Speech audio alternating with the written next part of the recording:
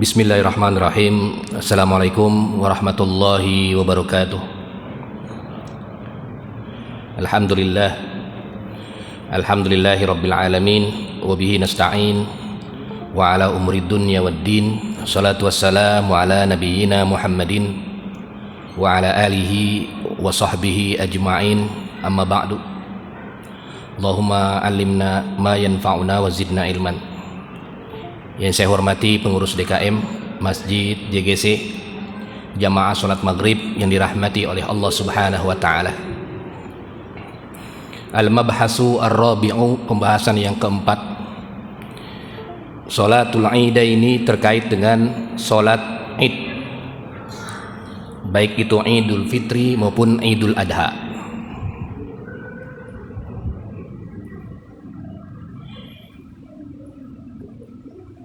Awalan, pembahasan yang pertama adalah adillatu masru'iyati sholatil Idi. Apa dalil-dalil yang disyariatkannya sholat Id?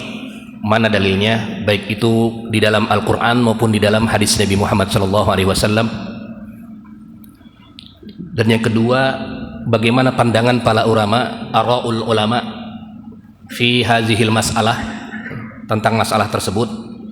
Baik itu Al-Hanabilah, kalangan Imam Ahmad bin Hanbal mazhabnya, Imam Abu Hanifah, Imam Syafi'i dan Imam Malik bin Anas, serta para ulama lainnya, serta kaifiyat, bagaimana tata cara sholat Id, dan bagaimana pembahasan tentang hikmah-hikmahnya dan lain sebagainya.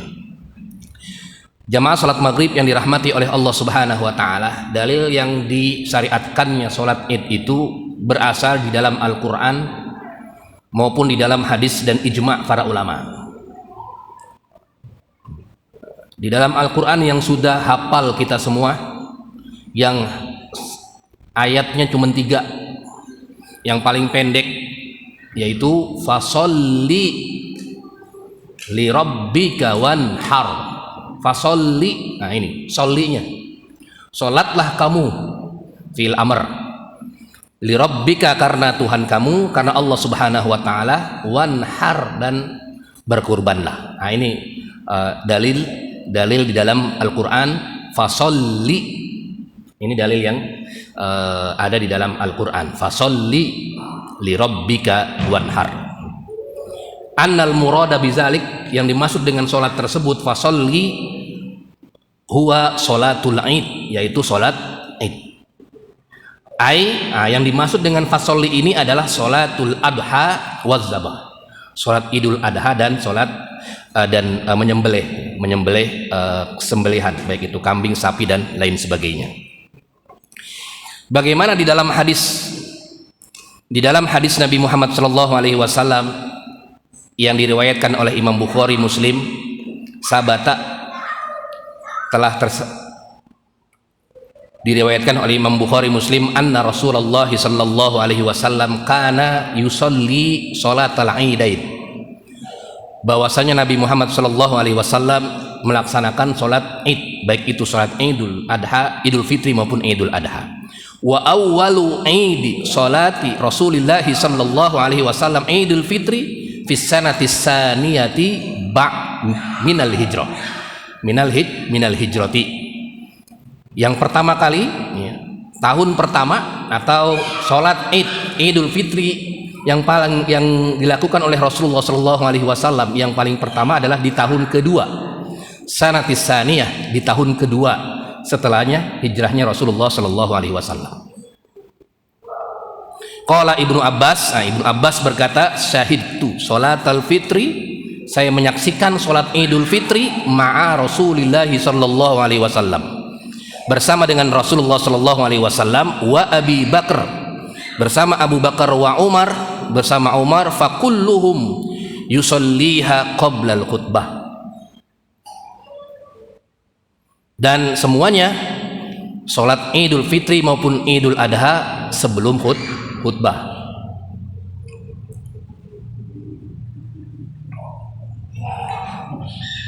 Wa anhu, dan juga hadis Nabi Muhammad sallallahu alaihi wasallam, anna Nabi sallallahu alaihi wasallam shallal Id, salat Idul Fitri maupun Idul Adha bi ghairi azanin, tanpa ada azannya, wala iqamatin, dan tanpa ada iqamatnya. Muttafaqun alaih, hadis riwayat Imam Bukhari dan Muslim.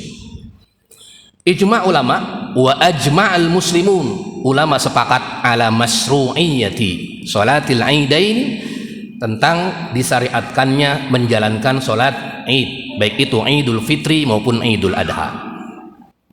Kemudian yang kedua, hukmuha al-fiqhi, bagaimana hukumnya salat Id itu? Memang di zaman Rasulullah SAW, Rasulullah tidak menghukumi salat Id wajib, salat Id sunnah muakkadah, salat Id fardu kifayah, tidak. Yang dilakukan oleh Rasulullah SAW dan para sahabatnya adalah ia melaksanakan sholat Id setiap tahun. Idul Fitri ia laksanakan, Idul Adha ia laksanakan. Kemudian para ulama, bagaimana hukumnya ini kalau kita meninggalkan sholat Id? Apakah dosa atau tidak mengapa atau wajib? Nah, ini para ulama membahasnya. Faqalal Hanabilah, mazhabnya Imam Ahmad bin Hambal, fi zahiril mazhab, di perkataan yang paling kuat, pendapat yang paling kuat, sholatul Id, sholat Idul Fitri maupun Idul Adha, fardu kifayatin, adalah fardu kifayah. Ya, kalau tidak ada yang melaksanakan sholat Id di sebuah kampung, di sebuah kota dan lain sebagainya, maka dosa semuanya. Jadi hukumnya Imam Ahmad bin Hambal mengatakan sholat Id adalah fardu kifayatin. Idza qama biha may yakfi saqatat anil baqin. Kalau misalnya ada yang melaksanakan sholat Id, maka gugur semua yang lain dari dosa-dosa tersebut. Sama seperti sholatil janazati, seperti sholat jenazah. Kenapa sebabnya? Fasolli. Nah, ini fi'il amrnya dimaknai dengan al-amru lil wujub. Al-amru yadullu alal wujub.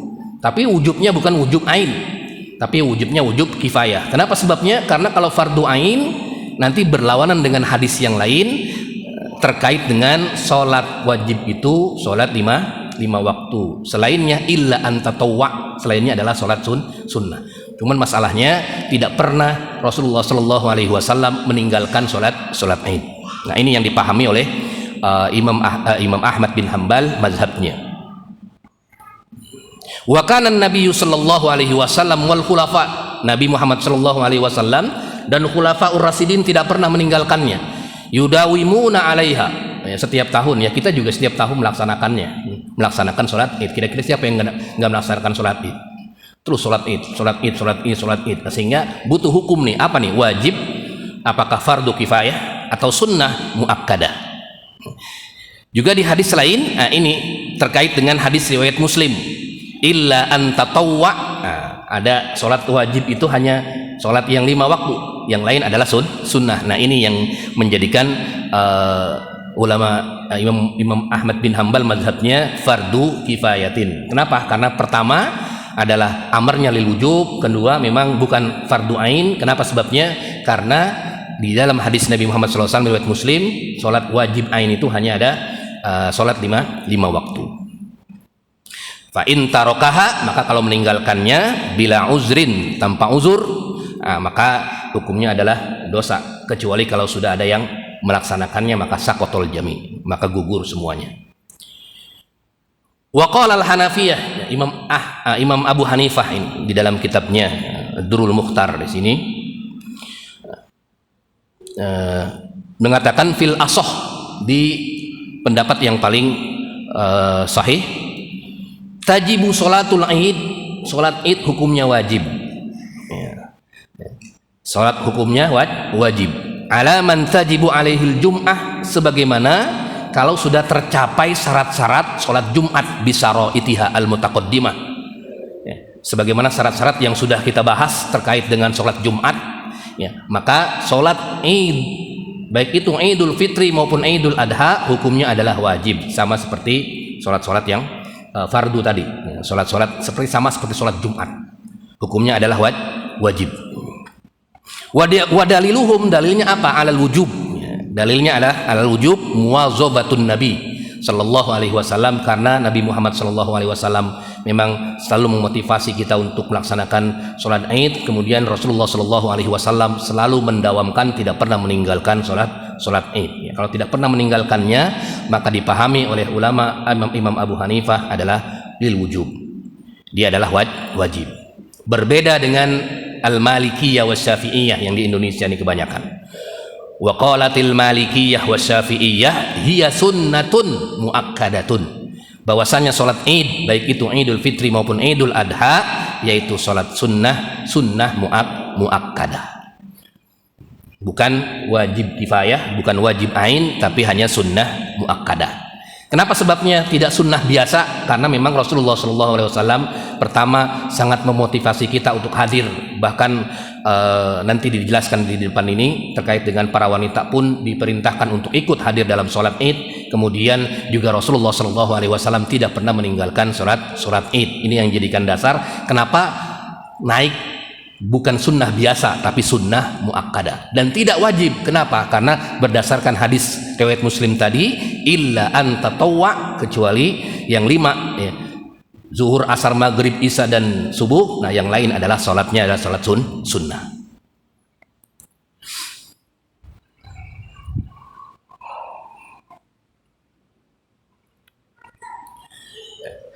Kemudian yang selanjutnya adalah syaraitu wujubiha, syarat-syarat diwajibkannya salat Id, wa jawaziha, dan dibolehkannya salat Id. Faqalatil Hanafiyah, ya, Imam Abu Hanifah mengatakan kullu ma huwa syartu wujubil jum'ah wa jawazuha fa huwa syartu wujubi salatil idain.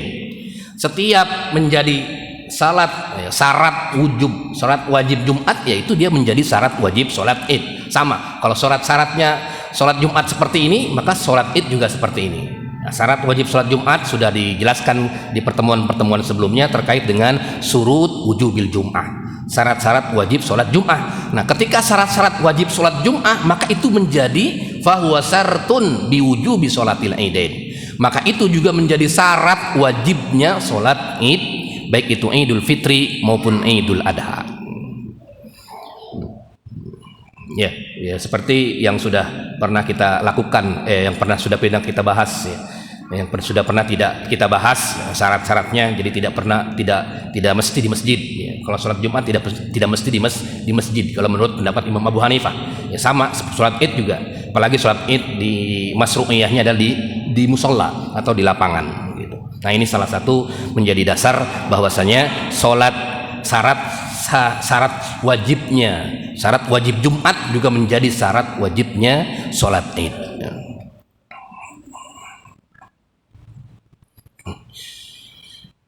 Nah kemudian yang lain, ya, Imam Syafi'i dan Imam Ahmad bin Hambal yustaratu li sihhati sholatul Id, ya, sama, ya, disyaratkan syarat sahnya sholat Id juga arba'in, ada 40, ada di Jum'ah, sama seperti sholat Jumat. Wala yustaratu, kalau misalnya dia sebelum atau kurang dari 40, sama seperti syarat sholat Jumat itu, maka dia tidak wajib menjalankan sholat Id.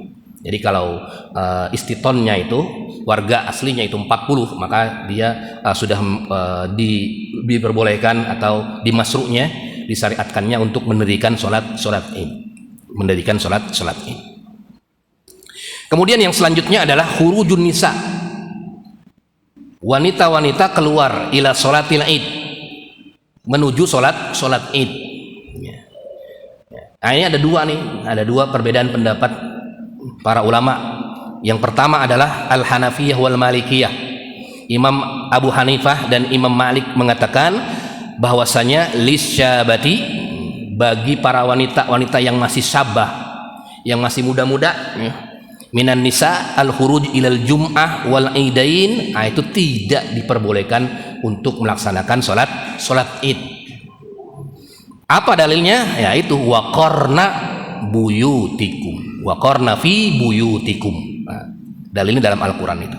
Wal amru bil qarar nahyun anil intiqal wa li anna khurujahunna sababul fitnah, karena keluarnya itu bisa menimbulkan fitnah bila syak, tanpa ada keraguan apapun. Wal fitnatu haramun, maka fitnah itu merupakan haram. Jadi yang muda-muda ini, kalau misalnya ada perempuan yang muda-muda, nah itu kalau menggunakan mazhab Imam Abu Hanifah dan Imam Malik, dia tidak menjalankan sholat Id begitu.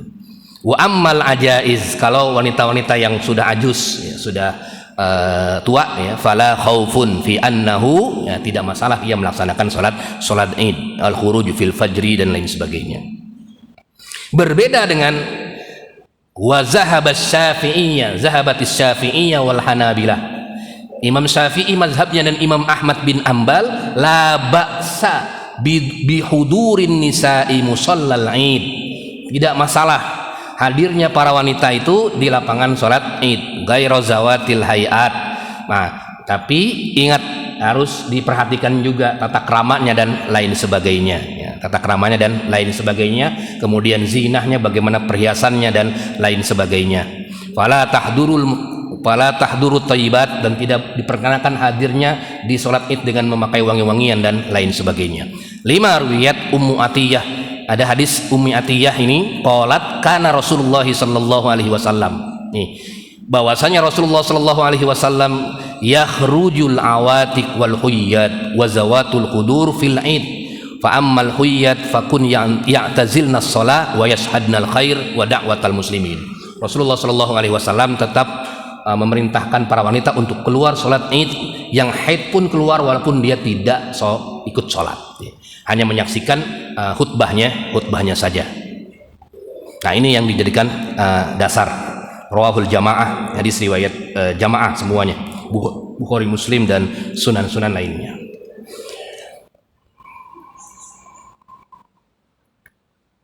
Ya tadi karena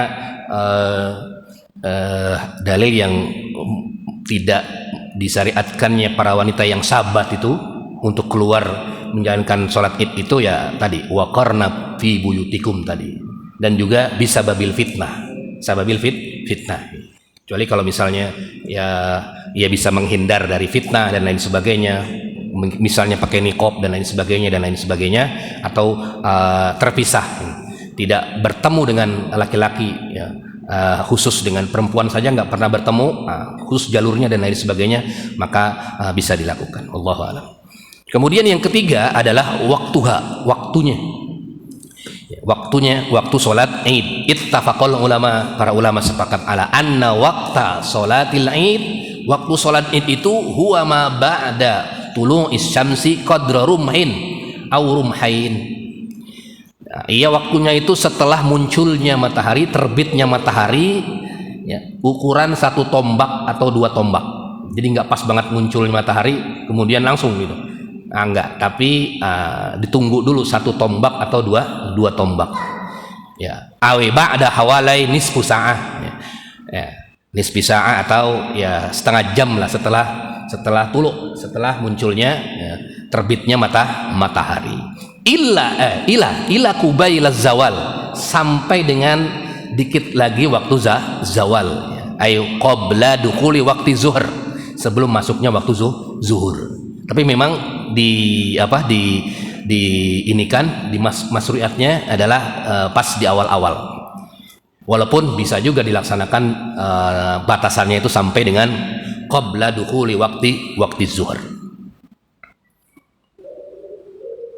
Fa idza shallu qabla irtifa'is syams qadra rumhin la takunu inda al-hanafiyyati shalat Id. Maka kalau misalnya ia salatnya sebelum ya terbitnya matahari sekedar atau seukuran tombak ya, maka ia tidak dinamakan salat Id, bal naflan muharraman, akan tetapi adalah salat sunnah yang dilarang.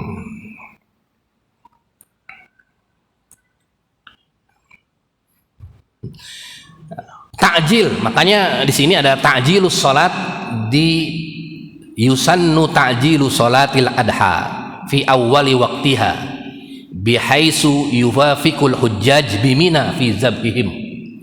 Memang bisa rada di ini kan ya,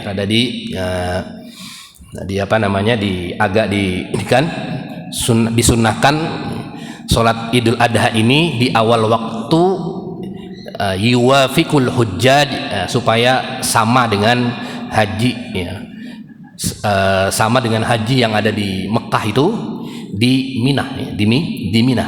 Wa ta'khir, dan Kalau yang sholat Idul Fitri, nah itu diakhirkan sholatnya an awwali waktiha, sedikit ya. Jadi kalau misalnya kalau sholat Idul Fitri itu misalnya kalau 6:30 sudah bisa sholat, ya akhirin dikit lah, akhirin dikit, misalnya jam 7 kurang 15 gitu, atau jam 7 dan lain sebagainya. Tapi kalau sholat Idul Adha ketika sudah mulai itu waktunya 1 tombak mulai, nah ini disunnahkannya seperti itu.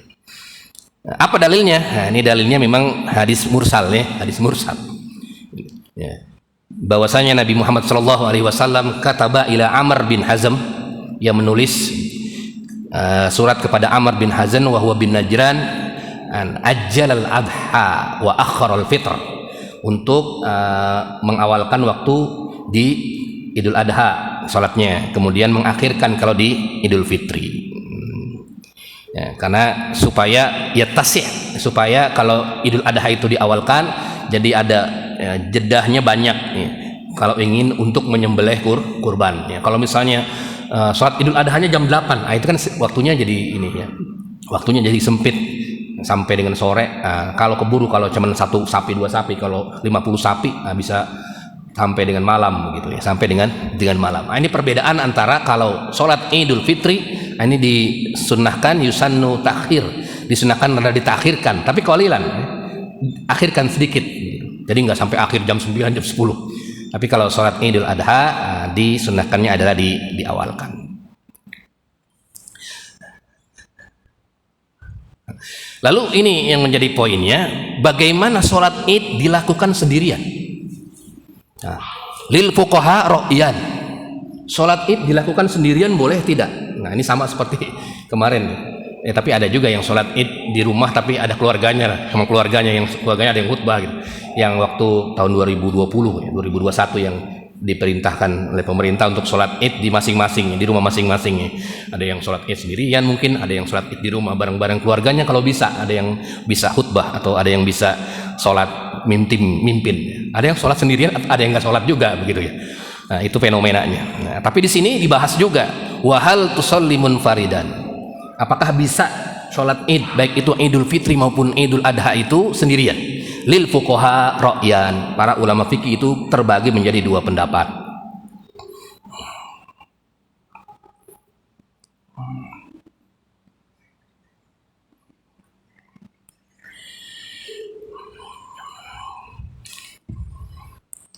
Wa qalatil Hanafiyyah wal Malikiyah, Imam Abu Hanifah dan Imam Malik ya, berpendapat, nah di sini di kitabnya ya, Mughnil Muhtaj ya, kalau dilihat di ininya footnote-nya. Lil fuqaha ra'yan, ada 2 pendapatnya. Pendapat Imam Abu Hanifah dan pendapat Imam Malik mengatakan bahwasanya sholat Id itu dilaksanakan sendirian adalah la yajuzu zalika, tidak diperkenankan. Wa qalatis Syafi'iyah wal Hanabilah, sedangkan Imam Syafi'i mazhabnya dan Imam Ahmad bin Hambal, Imam Syafi'i dan Imam Ahmad bin Hambal mengatakan bahwasanya yajuzu zalik, boleh melaksanakan sholat Idul Fitri maupun Idul Adha munfaridan, sendirian ya, sendirian. Kenapa sebabnya? Nah, ini sebabnya memang ya kalau menurut saya ini di sini tidak dijelaskan secara detailnya oleh oleh pengarang nih, oleh Profesor Dr. Wahbah Zuhaili di sini tidak dijelaskan secara detail. Dia hanya mengatakan yajuzu zalik atau la yajuzu zalika. Ya, karena kalau Imam Abu Hanifah dan Imam Malik ini, karena memang Rasulullah SAW tidak pernah sholat Id sendirian. Sholat Id sendirian tidak pernah kan? Sholat Id sendirian. Yang ada sholat Id itu adalah berjamaah. Kemudian juga ada khutbahnya. Berarti kan harus berjamaah. Kemudian kalau Imam Syafi'i dan Imam Ahmad bin Hambal ini mengatakan, kenapa sebabnya boleh? Karena di sini alasan daripada Imam Syafi'i dan Imam Ahmad, karena sholatnya adalah sholat sunnah yang bisa dilakukan sendirian. Nah, ini saja sebenarnya kalau saya pribadi ya, ditanya, yang lebih kuat adalah pendapatnya Imam Abu Hanifah dan Imam Malik. Pendapatnya Imam Abu Hanifah dan Imam Malik yang mengatakan bahwasanya sholat id itu dilaksanakan secara berjamaah, walaupun hanya beberapa orang. Berbeda dengan Imam Ahmad yang disyaratkan harus 40 dan Imam Syafi'i itu yang syaratnya seperti itu. Tapi kalau Imam Abu Hanifah dan Imam Malik itu kan syaratnya tidak seperti itu. Cukup 3 orang, yang penting ada yang bisa khutbah. Kalau Imam Malik ada 11-12 orang ya, mengikuti hadis yang Rasulullah ketika khutbah Jumat kemudian datang tajir ya, segerombolan pedagang dari Syam, sehingga keluar semua kecuali 12 yang masih ada di masjid. Sehingga turun ayat wa iza ra'au tijaratan. Ini kiasnya ke situ. Ini yang menandakan Imam Abu Hanifah dan Imam Malik tetap mensyaratkan bahwasanya sholat id itu harus berjamaah, tidak boleh sendirian. Kalau sendirian tidak boleh sendirian. Tapi ini Imam Syafi'i dan Imam Ahmad bin Hambal ini kalau dalam keadaan tidak memenuhi syarat ya. Kan tadi ada syaratnya kalau misalnya ngikuti pendapat para ulama itu adalah surutnya itu sama seperti surut wajib Jumat. Kalau tidak terpenuhi ya. Misalnya di rumah hanya beberapa saja, sholatnya hanya beberapa ya, artinya hanya 3 kakak atau 4 kakak. Ada di perkampungan yang hanya 3 kakak 4 kakak, itu kan tidak bagaimana hukumnya menyelenggarakan sholat id. Di situ nanti kembalinya ke situ. Sampai di sini ada diskusi tafadhol sebelum kita lanjut ke ngaudi, sebelum kita lanjut ke bahasan yang lainnya. Tafadhol silakan, atau sebelum lanjut ke kaifiyat sholatul id au sifatiha, bagaimana tata cara sholat id dan bagaimana teknisnya, sifat-sifat sholat id berdasarkan hadis Nabi Muhammad SAW.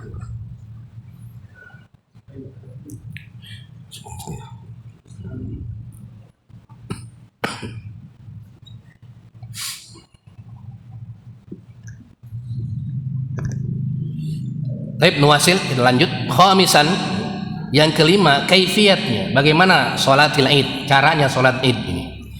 Au sifatiha, gimana sifatnya. Au sifatuha, bagaimana sifat sholat id. Sholatul id, sholat id itu rakaatani, 2 rakaat bittifaq, sepakatan para ulama. Tidak ada perbedaan pendapat sama sekali.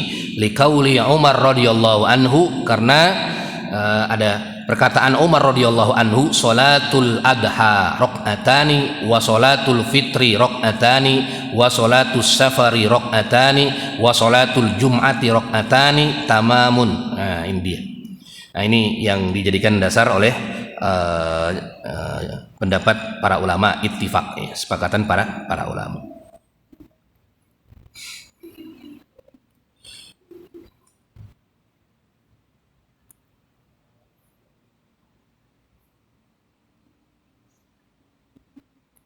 Kemudian yang selanjutnya adalah masalah takbir. Ini juga banyak sekali ikhtilaf, perbedaan pendapat terkait dengan banyaknya takbir. Allahu Akbar berapa kali? Allahu Akbar, Allahu Akbar, Allahu Akbar. Ini berapa kali dia?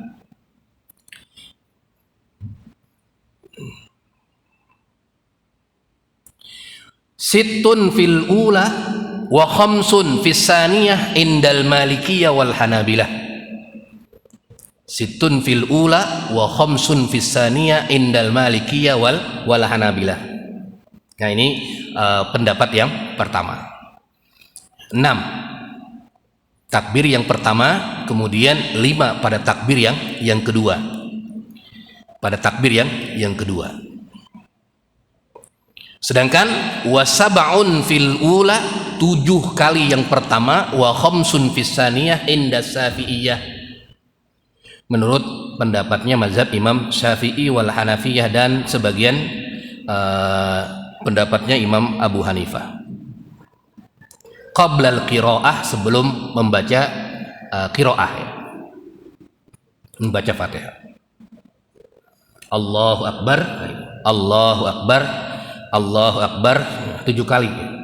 Nanti dilihat apakah dia sama 7-nya itu dengan takbir yang pertama itu sudah mencakup Allahnya, takbir yang pertama 7, atau dia terpisah menjadi 8. atau justru takbirnya itu dipisah.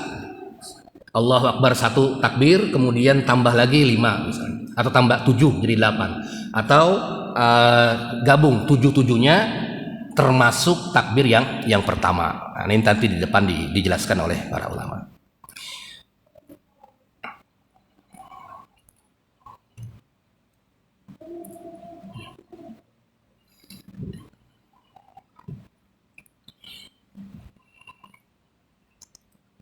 Yang pertama adalah Ammal Malikiyah, Imam Malik bin Anas dan Imam Abu Hanifah, yunadi as-salatu jami'ah, karena memang sholatnya tidak pakai azan dan iqamah. As-salatu jami'ah summa yanwil musalli imaman aw muqtadiyan salatal id biqalbihi wa lisanihi qailan. Ya, biasa niat kita sholat id, niat kita sholat id. Usalli sholatal id lillahi, misalnya imaman lil imam wa muqtadiyan lil mu'tamin, kalau misalnya dia menjadi makmum ya makmum, menjadi makmum ya makmum. Ya, kemudian di selanjutnya adalah bertakbir, summa yukabbir, kemudian bertakbir. Kan tadi pertama Allahu Akbar, kemudian bertakbir. Tadi sesuai dengan pendapat para ulama tadi yang mengatakan takbirnya 5 kali, yang pertama itu yang 6 kali atau 7 kali. Apakah 6-nya itu tambah 1 dengan takbir atau tidak tambah 1 dengan takbir. Kemudian yang kedua tadi, rakaat yang kedua 5 kali atau 6 kali, 5 kali atau 6 kali.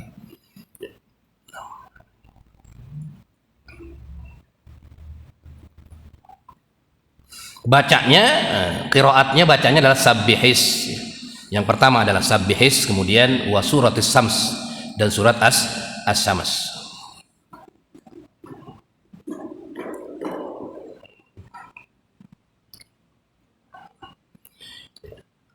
Wa qalatis Syafi'iyah, sedangkan Imam Syafi'i mazhabnya anna takbir indahum sab'un fil ula, dia 7 di pertama, wa khamsun fis saniyah, kemudian 5 di yang kedua, qablal qiraah ma'a raf'il yadain fil jami', yaqifu ba'da sintain ka ayatin mu'tadilah, ya, kemudian dia berhenti sejenak, ya, berhenti sejenak seperti sejenak, ya, kira-kira beberapa zikir, ya, berhenti sebentar, kira-kira 1,5 menit lah, setengah Allahu Akbar, atau 5 detik atau 3 detik, yang penting ada berhentinya nih. Ada berhentinya, berhenti sejenak. Ini dalilnya adalah dalil dari Imam Syafi'i, ini hadis riwayat Imam Turmuzi, annahu sallallahu alaihi wasallam kabbara fil idain fil ula sab'an wa fis saniyati khamsan, bahwasanya Rasulullah sallallahu alaihi wasallam bertakbir di salat Id itu, yang pertama adalah 7 kali, kemudian yang kedua adalah 5 kali. Kemudian wadaliluhum, ini juga terkait dengan mengangkat tangan. Nah, Imam Syafi'i ini mensunnahkan mengangkat tangan, ya, mengangkat tangan. Wasunnatu, dan mengangkat tangan. Wadaliluhum ala raf'il yadain, dalilnya mengangkat tangan, Allahu Akbar. Nanti ada yang tidak mengangkat tangan. Maruya anna Umar bin Khattab anhu kana, ini tabi'in, ya, dari tabi'in, sahabat, ya, sahabat Nabi Muhammad sallallahu alaihi wasallam, Umar radhiyallahu anhu kana yarfa'u yadayhi fi kulli takbiratin fil id, bahwasanya Rasulullah sallallahu alaihi wasallam ini mengangkat tangannya di setiap takbir ketika salat Id, ya. Nah, ini yang dijadikan dasar oleh Imam Syafi'i. Nah, kemudian di yang pertama membaca sabbihisma rabbikal a'la, wa fis saniyah, di yang kedua membaca hal ataka hadisul ghasyiyah, hal ataka hadisul ghasyiyah.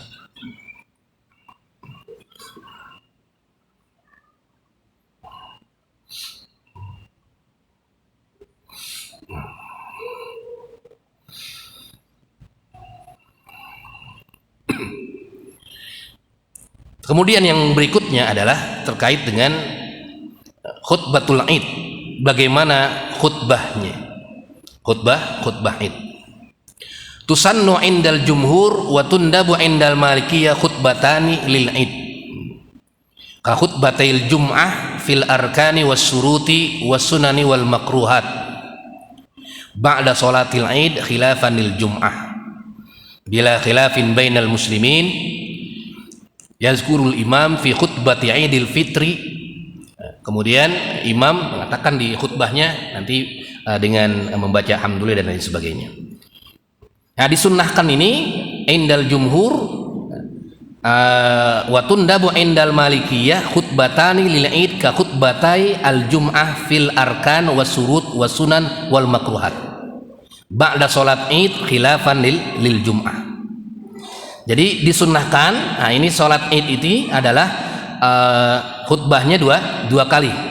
Khutbah seperti surat Jumat, tapi yang menjadi poinnya adalah dilaksanakan berbeda dengan sholat Jumat. Kalau sholat Jumat itu sholatnya dia terakhir khutbah dulu, kemudian kalau sholat Id dia kebalikan daripada sholat Jumat. Ya.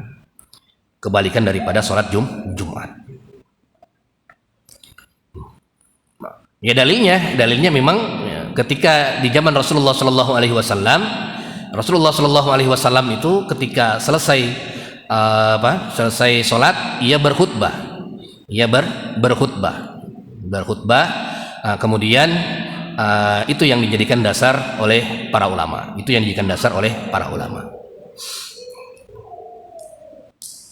Sampai di sini ada diskusi, tafadhol silakan.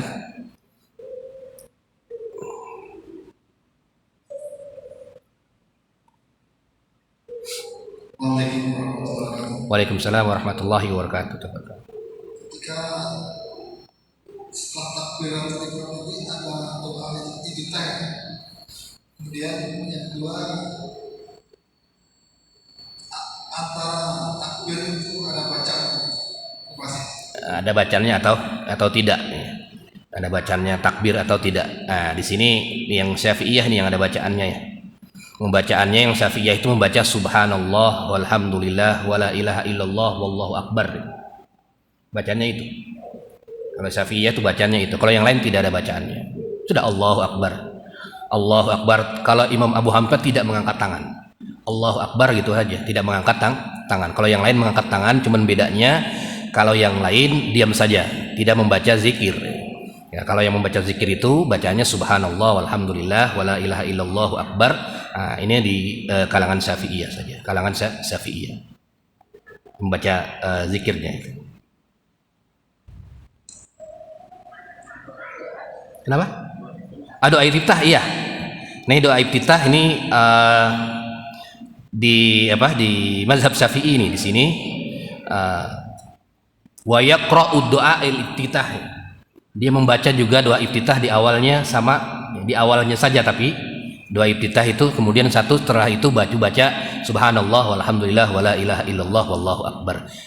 Subhanallah walhamdulillah wala ilaha illallah akbar. Karena doa iftitah itu kan secara umum memang berdasarkan dalil umum ya. Dalil umum terkait dengan ketika sahabat melihat Rasulullah SAW berdiam ketika habis Allahu akbar. Apa yang dibaca wahai Rasulullah ketika engkau berdiam? Kemudian kata Rasulullah SAW yang membaca itu, Allahumma ba'id baini wa baina khotoya kama batu baina al-masyriq wal maghrib. Itu dalilnya itu kan terkait dengan doa iftitah. Kemudian kalau yang di riwayat-riwayat yang banyak lain, inni wajjahtu wajhiya lillazi fatara samawati wal ard, dan di riwayat lain mengatakan campur-campur memang riwayatnya kalau yang Allahu akbar kabiro itu. Tetapi yang hadis yang diriwayatkan oleh imam yang lain yang sahih itu adalah terkait dengan Allahumma ba'id baini. Nah, yang hadisnya adalah umum. Ketika ditanya apa yang dibaca ketika setelah takbir Allahu akbar, yaitu takbiratul ihram itu bacanya adalah Allahumma ba'id baini.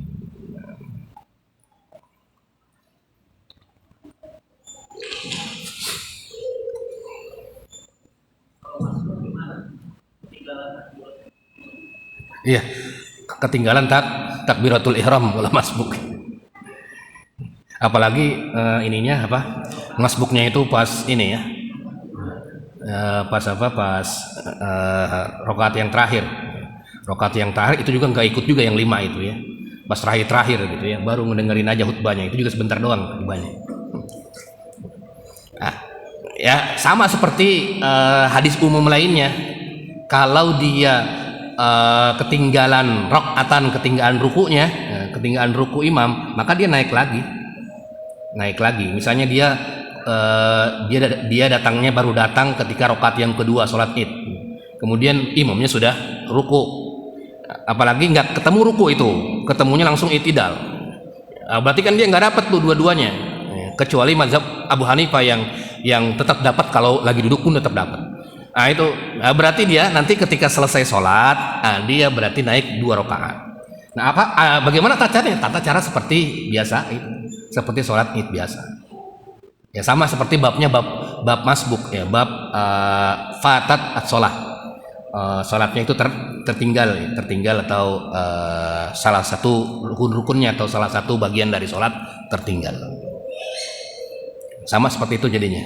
Jadi apa yang tertinggal ini, kalau misalnya dia sudah dapat ruku, kalau dapat ruku ya berarti dia tinggal 1 rakaat. Cuman masalahnya berarti dia tidak tinggal 1 rakaat lagi ya. 1 rakaat berarti kan yang rakaat yang kedua adalah yang 5 rakaat 5 takbir gitu ya. 5 takbir. Kenapa? Karena ada hadis al-imamu dominun. Imam itu adalah mengcover semua yang tertinggal oleh imam. Wallahu a'lam bishawab. Ada lagi betul, silakan. Kalau imamnya takbirnya kurang gimana? Imamnya takbirnya kurang, kan takbirnya itu nanti di sini depan ini apakah termasuk rukun atau tidak? Yang jelas takbirnya itu tidak termasuk rukun. Jadi kalau kurang ya sudah, ya kurang subhanallah, ada yang begitu gitu. Ada yang kurang ya sudah, biarin saja dia kurang, nanti tinggal di ini aja diperingatkan setelah, tapi diam-diam peringatannya ya. Assalamualaikum, tadi kurang 1 gitu. Tadi kurang dua. Tapi tidak mengganggu keabsahan daripada sholat. Tidak mengganggu.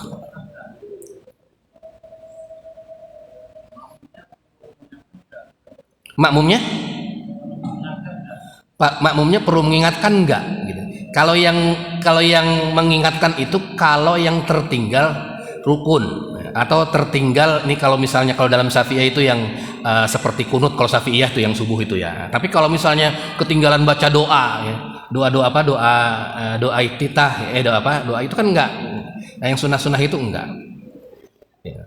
Yang sunah itu kecuali kalau menganggap takbir itu, takbir yang 5 itu, takbir yang 7 itu adalah rukun yang harus ada, itu baru pakai subhanallah. Tapi kalau itu menganggap itu adalah sunnah ya tidak pakai subhanallah gitu. Nanti bingung, ini kurang berapa ini ya? Nah itu bingung ya, kurang berapa? Kurang 2 lagi, Allahu Akbar 2 lagi ya. Ntar kalau dia kelebihan subhanallah gitu, subhanallah lagi.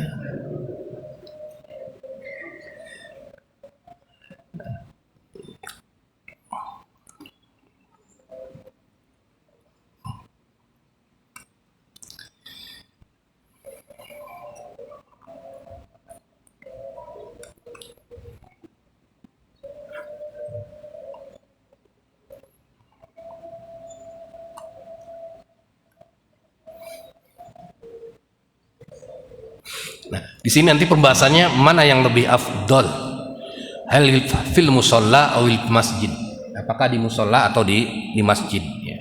Dilaksanakan di musola atau di masjid. Musola itu bukan musola yang kita pahami musola, bukan, tapi di lapangan maksudnya, di tamangan. Tapi di lapangan itu Rasulullah Shallallahu Alaihi Wasallam memang melaksanakan sholat id yang siar itu di lapangan, yang siar itu di lapangan. Tapi bukan berarti itu menjadi syarat mutlak, kalau nggak di lapangan tidak sah atau dan lain sebagainya. Nah ini kalau bahasan itu nanti kita akan bahas di pertemuan yang akan datang. Masih banyak tema-tema terkait dengan sholat id, diantaranya adalah tentang di lapangan atau tidak, kemudian terkait dengan tata cara khutbah dan lain sebagainya gitu ya. Nah, yang jelas Rasulullah SAW sholat idnya di lapangan, tapi bukan berarti kalau di masjid itu tidak sah, atau di masjid tidak sah, tapi tadi tidak bukan termasuk syarat mutlak.